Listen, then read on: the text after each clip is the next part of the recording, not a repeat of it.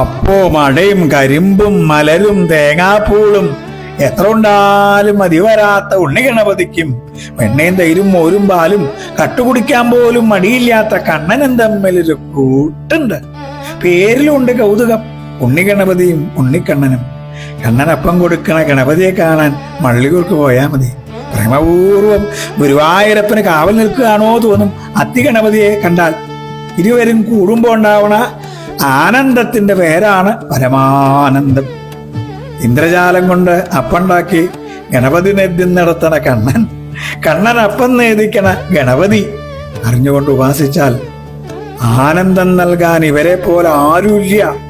അതുപോലെ തന്നെയാട്ടോ ഒന്നേട്ടഞ്ഞാലും ഉണ്ണിഗണപതിക്കും ഗോപികാ ഗണപതിക്കും പ്രേമപൂർവം സമർപ്പിക്കുന്ന വാക്കിൽ പൂത്തുലയുന്ന അപ്പവും അടയും വെണ്ണയും തൈരും. അടിയനൊന്ന് നമസ്കരിക്കട്ടെ. കൃഷ്ണ ഗുരുവായൂരപ്പ.